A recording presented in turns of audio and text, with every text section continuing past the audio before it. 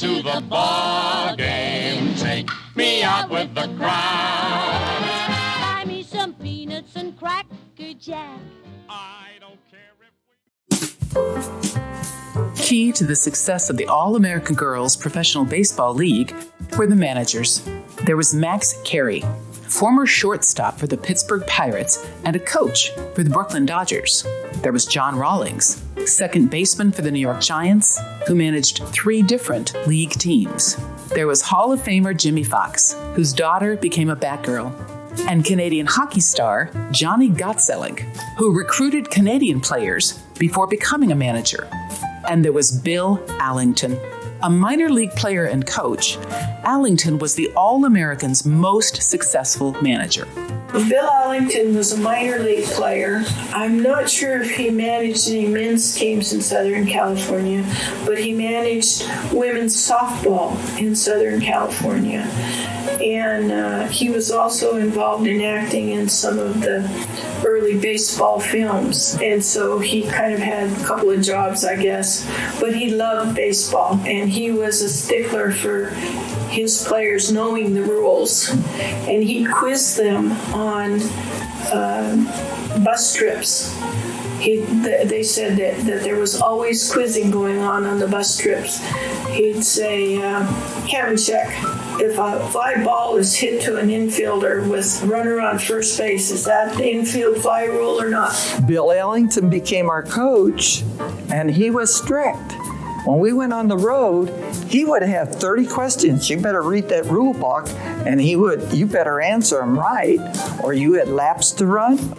Bill Allington, he was my manager then. He was a tough man to work for. I was playing left field, and somebody yelled my name from the stands, and I never bothered looking before, but this time, for some reason, I did, and I just turned my head, and all of a sudden, I said, ooh, I heard that bat, you know? I said, I better get this thing, or I'm dead.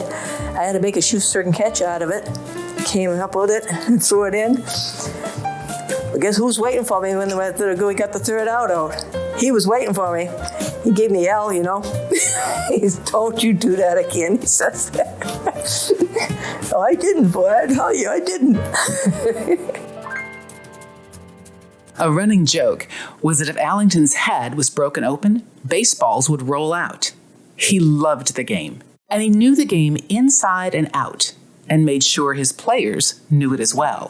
So in 1955, when the league was over, and Bill Allington called the best players in the league to see if they wanted to go play ball again, 11 players jumped at the chance. I think he recognized how skilled these women were, and he was a baseball man through and through, and he didn't want to give up. So he put together a team of players who were willing. He tried to recruit others who said, no, I've got to go to college this year, I got to get a real job, or no, I'm getting married, or something of that nature. After the winter was over, in February, my father died. This is when he died.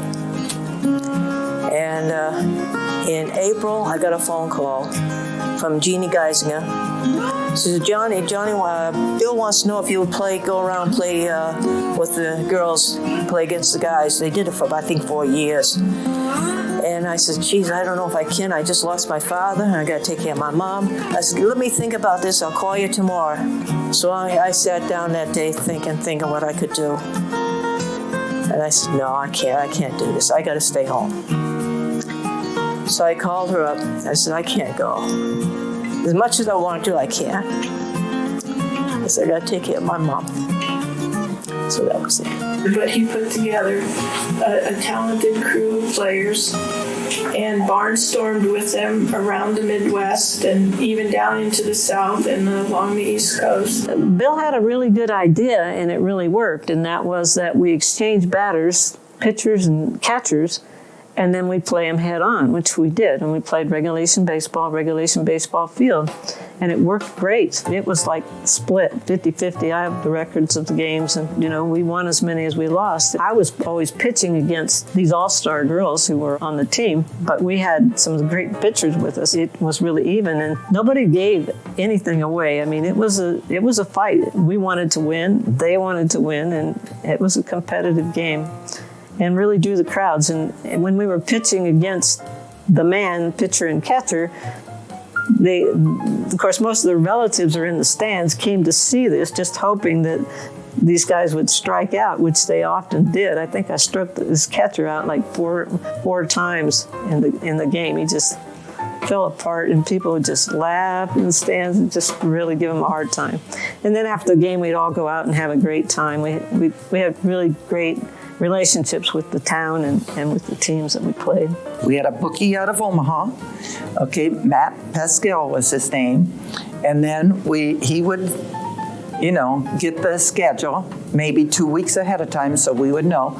We would play a game, go to the next town, play another game, and we had 110 games, same as we did for the Daisies. We played every day, but we had to travel. You only had a duffel bag.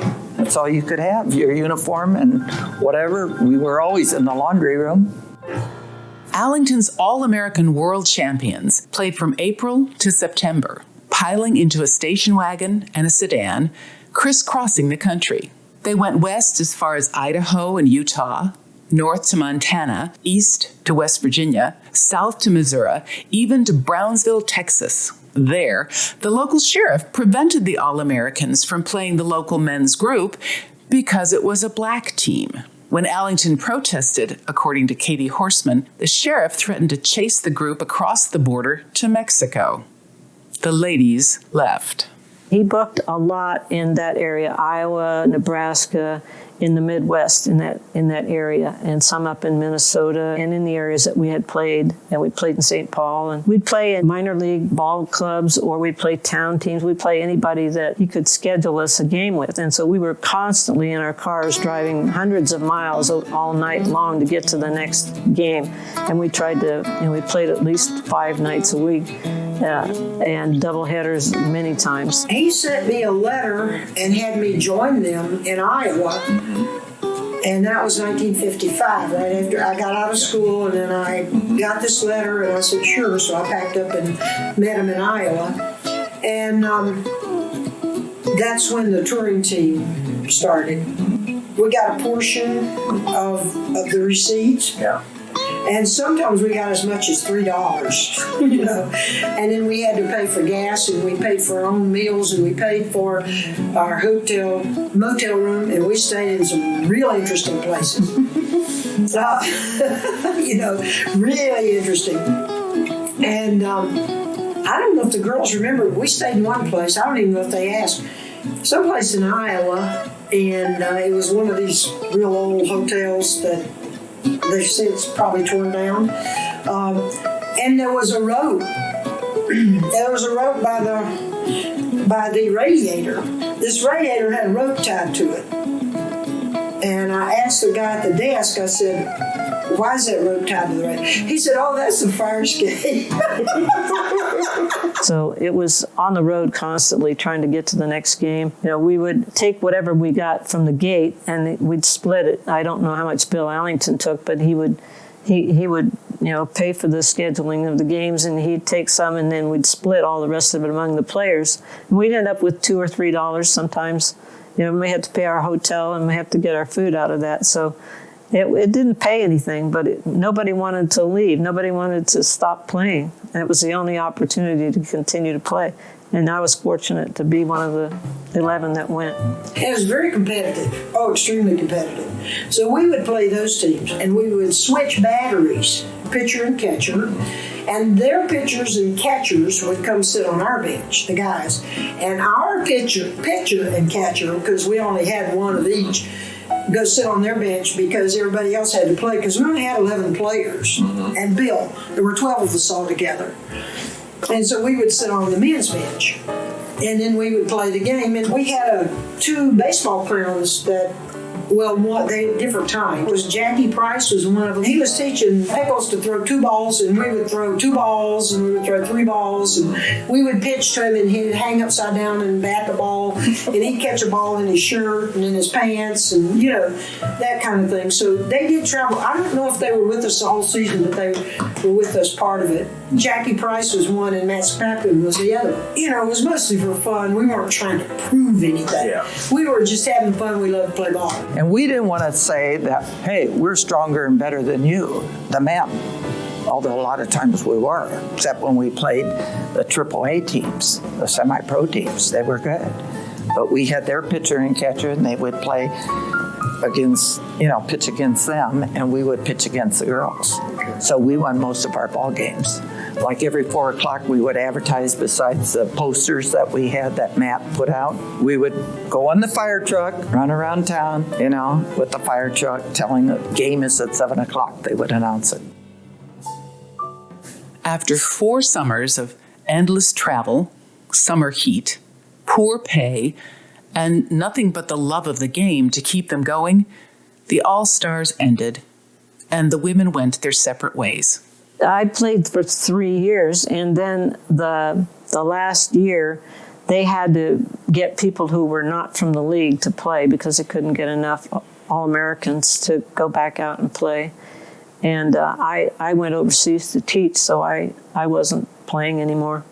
But they got some pretty good players in various locations, but that was the problem. They weren't part of the All-Americans. I guess Bill just decided, to let it go. Well, I was in Fort Wayne, Indiana, and I thought, I don't want to go back to school because this was so much fun. It sort of spoiled me from going to get my education or further my education, So 3 of us rookies, went to the cookie factory in Fort Wayne, Archway, I think it was called. Well, anyways, 2 days, it was like eternity. I couldn't take it anymore watching the cookies. And besides, I would have gotten thrown out because we started throwing cookies. We were bad. And we didn't like that kind of work. And I went right to IUPU Extension and signed up. I'm going back to school. Like the All-American Girls Professional Baseball League, Allington's All-Stars only lasted a few short years. But for the players who love the game, hope continues that someday women will once again play professional baseball. It was a unique thing. My hope, and I think the hope of a number of the players at least, is that there comes a situation in the future, in the not too distant future, where young women will again have the opportunity to play professional baseball in their own league. They shouldn't have to play with or against men. They should have their own league and their own excellent competition among themselves. They have a women's professional basketball league, and they're not asked to compete against bigger, stronger men. And I think that's the way it should be for baseball, too.